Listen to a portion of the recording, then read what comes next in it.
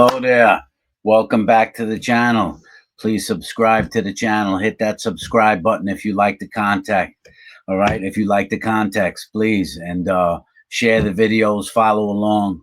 We're going to talk about some of the programs that are inside of prison. Someone was asking me about some of the programs. They specifically asked me how we washed clothes in prison, how the laundry worked. So I'm going to go through how the prison laundry worked, and I'm going to go through a bunch of the other programs that are in there as well. So we'll get right into it. I'll tell you a little bit about being inside of the prison system and how things work inside of there. When it came to the laundry, I worked in the laundry for a little bit. I had a lot of jobs in prison during my 17 years. But the way the laundry worked is you were issued net bags. You were issued a green net bag and a yellow net bag.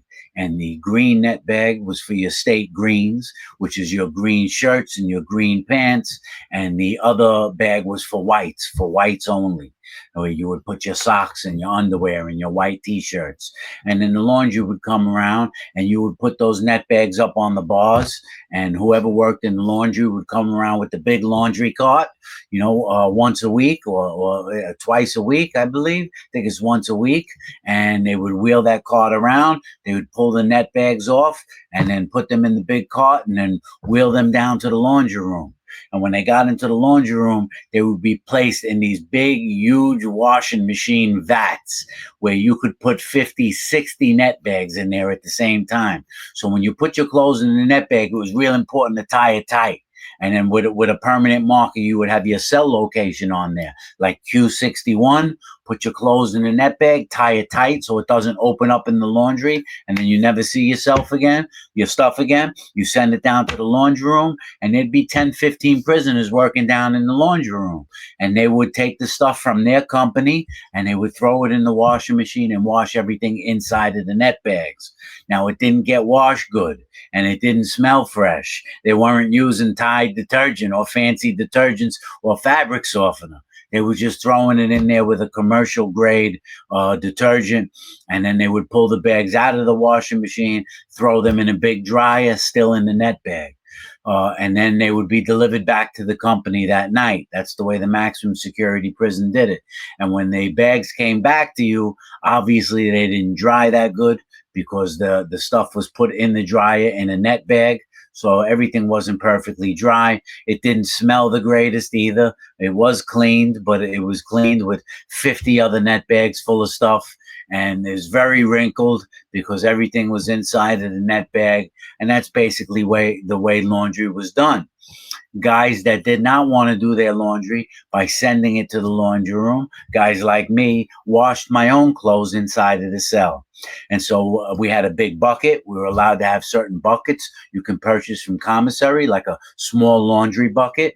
And I'd get that filled with hot water, and I would wash my clothes by hand. I would also purchase detergent from the commissary. You can purchase some little packets of detergent, and I would wash them by hand and rinse them by hand and then wring them out and put a clothesline in the cell, which technically you're not supposed to have. And I would hang the clothes on the clothesline and let my little clip-on fan blow on them until they were dry.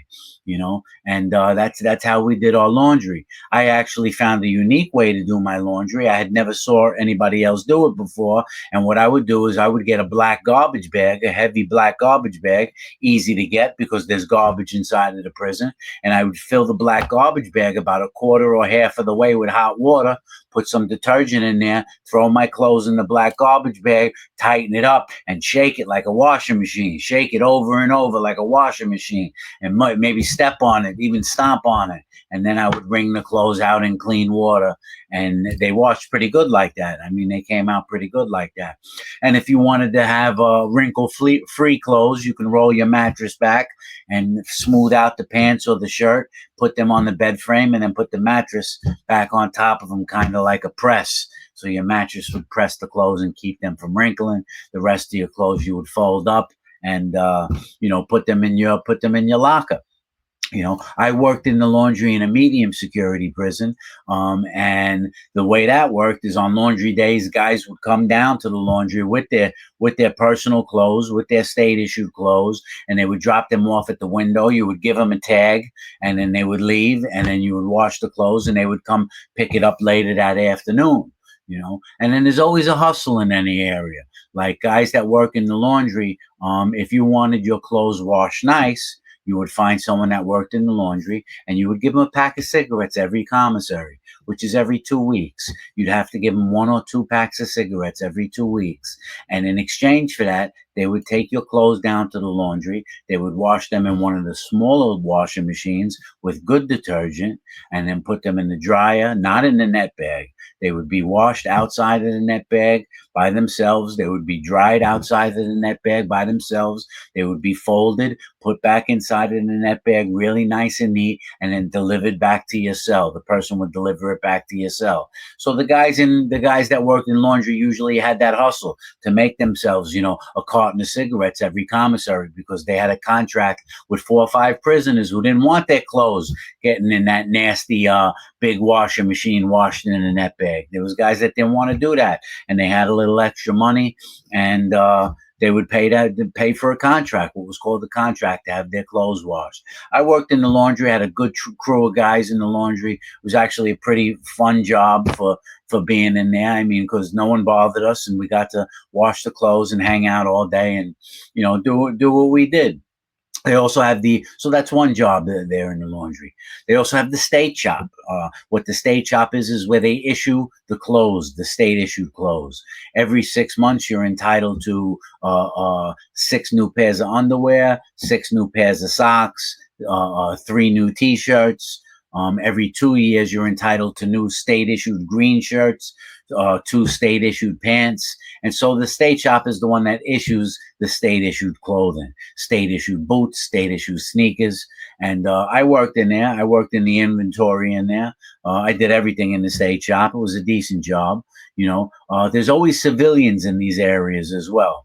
And what I mean by civilians is they're not correctional officers. They're regular civilians from the street, and this is their job, and they come in to supervise. And so I had the cool state shop supervisor, Mrs. Ellen. She was real cool. She would come in, and we'd run the state shop all day. We issue clothes. Guys that were entitled to new underwear or new socks, they would come down, and we would check to make sure they were eligible in a filing system and give them their new clothes.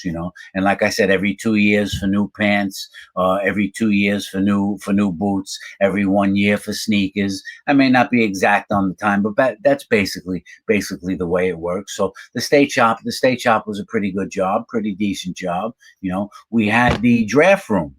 The draft room was another job. You could work inside of the draft room.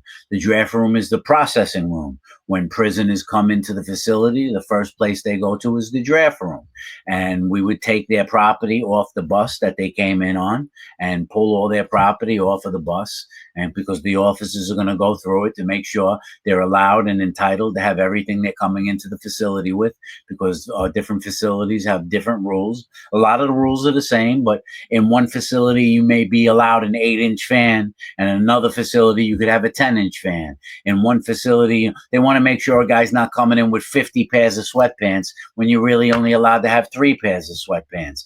And so they come into the draft room, and as a prisoner, your job is to unload the bus and pull the stuff in, keep the draft room clean, help the officers unpack everything on the tables, and nice thing about the draft room too, and the state shop, was you got to see everybody who was coming into the prison. A day or two before they arrived, you would get what's called the chain sheet, and you would get to see who's coming into the prison and who's leaving the prison, would be names. And so I would be able to see if one of my boys was coming into the prison. So the draft room was a decent job, was a cool job.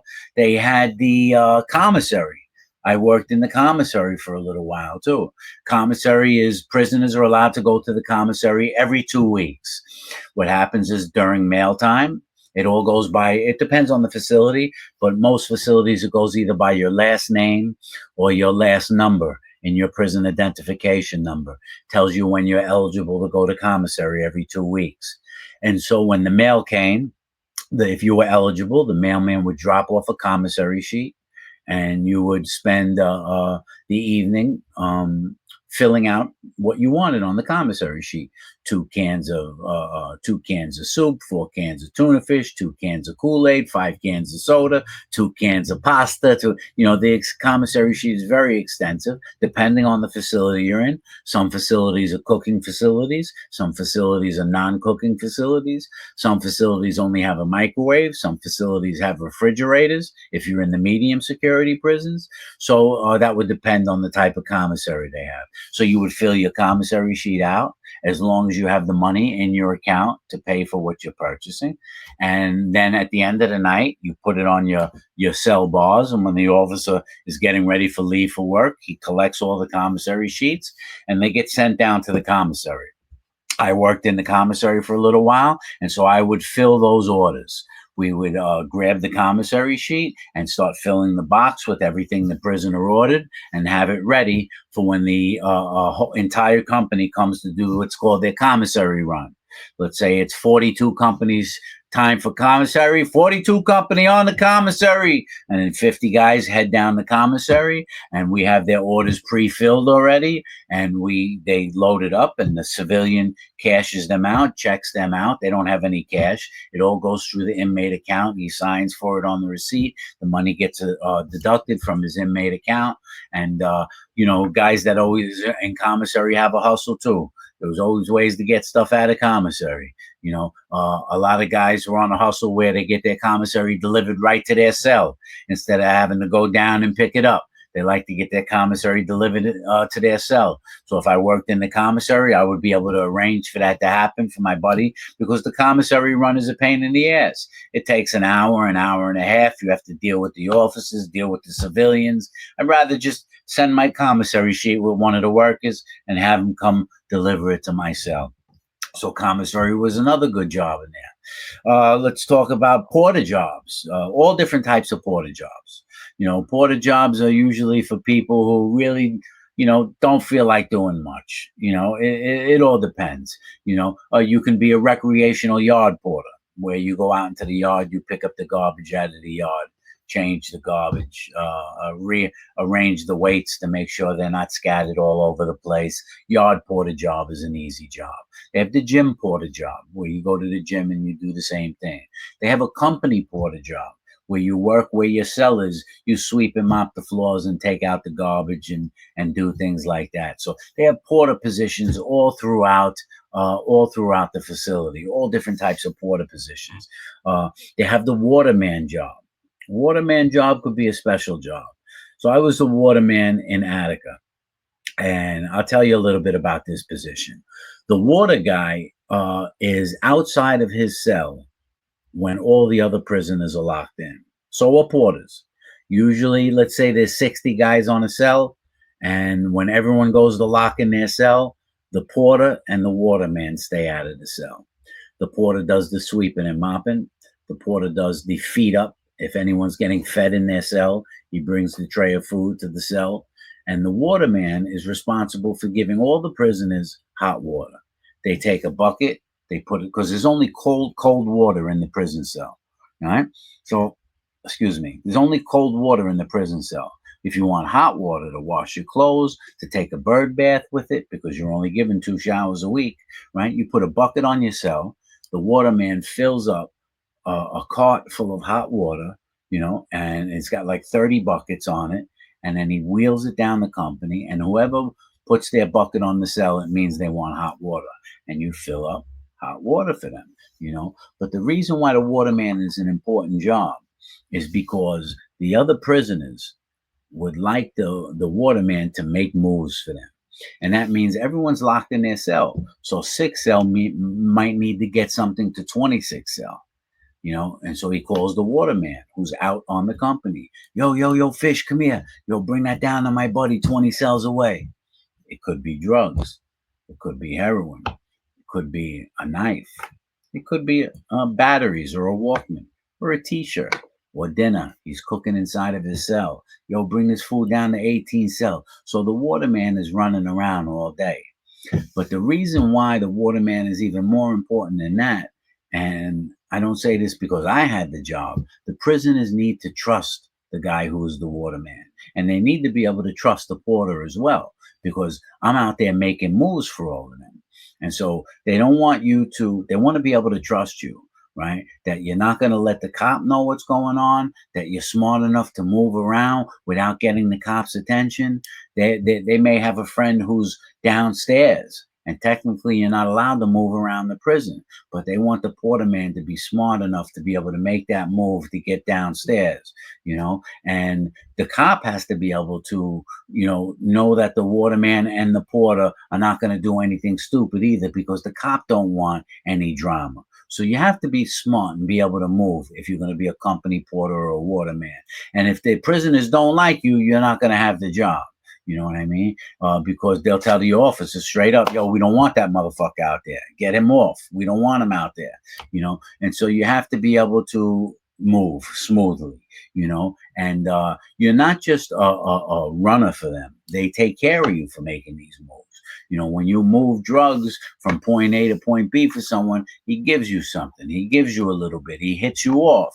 You know what I mean? Even when you move anything around, whether it's legal or illegal, they take care of you. So all types of jobs with the porter and the porter man, right? There's clerk jobs. Where the offices need clerks to work for them, to log cell changes, to do paperwork, to do typing, to do all that type of stuff. I never liked the clerk job, because the clerk job, you're working very close with the police officers, out of the sight of other prisoners. So I never wanted to take a clerk job, even though there was some good clerks. There was some good clerks who were straight up, but it was not a job that I ever wanted to, just because of the type of position that you put in. I like to stay away from the clerk jobs. There's mess hall jobs where you work in the mess hall. You get up early in the morning, you go down to the mess hall, you're a dishwasher down there, or you're a cook down there, or you're a prep guy down there, or you're a porter down there, whatever it may be. Tons of mess hall jobs. Always benefits with the mess hall jobs, because you get food. You get your hands on food, and it's easy to sneak food out. And guys like food, right? Everyone needs food. And so if you can get yourself loaves of bread, you can get yourself oranges or apples on pizza day. You take 5-6 slices of pizza, you're able to sneak it out, and people purchase the food off you. If they have slices of cheese that day, that's a big one, because a lot of guys cook in their cell and they need food from the mess hall. Certain ingredients, right? And so when you worked in the mess hall, you were able to get your hands on anything and sneak it out. Even though the officers search you going in and out, and you walk through metal detectors, when there's a will, there's a way. Mess hall's a good job. They have the paint gang. The paint gang is where you're a painter in the prison. Cells need to be freshly painted. Hallways need to be freshly painted. Classrooms need to be freshly painted. And so you're on a paint gang, and you go around painting all day. So there's all, and the pay of these jobs all varies. Like something like the laundry may give you $15 every 2 weeks. State shop, same thing, $15-$20 every 2 weeks if you're lucky. Draft room, commissary, all pay the same thing about that. The porter jobs may even pay a little less. The clerk jobs pay a little more. You have to have a high school diploma to be a clerk. So I think they might give you like $22, $23 every 2 weeks. Then they have industry in some prisons. It depends. Like Attica had the metal shop. The metal shop was big and they got paid good. These guys got paid $60, $70 with overtime, sometimes $100 every 2 weeks. And for guys that didn't have anything on the street, that was really good, because it helps you with commissary. It helps you get the things you need. And in the metal shop, they're making chairs, they're making desks, they're making cabinets. And this is for profit for the Department of Corrections. These things are being sold to outside entities. They're being sold to outside businesses. They're being supplied to state institutions. Like, let's say the Department of Motor Vehicles belongs to the state, and they need 50 chairs, 50 new chairs. They may be made inside of the prison system, like they used to make license plates inside of the prison system. So that job pays a little more. And in order to work in the metal shop, you have to have a high school diploma. You have to have completed all your drug and violence programs, and a lot of the weapons come out of the metal shop. Even though you walk in and out of metal detectors, the simple saying is, I always say it, when there's a will, there's a way. There's always a way to get something out, to move something around. I was in the medium security prison. I was in the optical program, where we made eyeglasses for people in society. We made their lenses, actual lenses. We had to go to class and take a course. There I was getting $120 every 2 weeks, but that was one of the highest paying jobs in the prison system. I'd get between $90 and $100 every 2 weeks for that job to work in optical. That was in Walkill. Walkill had the optical program, so I was there. So, as I said, as you see, there's all different types. There's much more than what I'm naming as well. There's all different types of programs in the prison system, and all different types of jobs. I didn't even get into the vocational programs, which are a scam. Things like refrigerator repair. Oh, no, not refrigerator repair. Small engine repair, radio and television repair, masonry, printing. I took printing for a while. Ridiculous. I was working on a 50-year-old printing press that they would never use anywhere anymore, called an A.B. Dick printing press. And the civilian was absolutely nuts, out of his mind. I should tell that story one day, because I almost knocked him out. I almost knocked the printing civilian out. He was really, really crazy guy. But that's a story for another day. So those are some of the programs in the prison. You go in there, everyone has a program. There's an AM module and a PM module. So let's say you have laundry. Well, laundry was all day. If you were a laundry person, you had to work in the AM and the PM in the laundry. If you were in the state shop, you may work AM morning in the AM. You go to state shop from 9 to 10, 9 to 10:30, 9 to 11 in the morning. And then in the afternoon, you may have school. Or the afternoon, you may have a porter position. So you could have AM program and PM program. Two different programs, or some of them were an all-day program. Like laundry was only all day. You had to take it all day. So that's the way that works. We can go to visits if you'd like to know how the visits work. The visits to go depending on most prisons, depending on your last name or your number again. What the last number is in your identification number. Like my last four digits were 00309 or 0608 or 7412. Whatever the last number is would determine if you have a visit on a Monday or a Tuesday or a Wednesday. Some facilities do it by the number. Some facilities do it by your last name. A through M through Z, and so on, N through Z. And people could come to visit you in the facility, depending on the day. The visits usually start at about 9 o'clock in the morning, and they usually go till about 2 in the afternoon, 2:30 in the afternoon. Usually a visitor could come in and spend the whole day with you.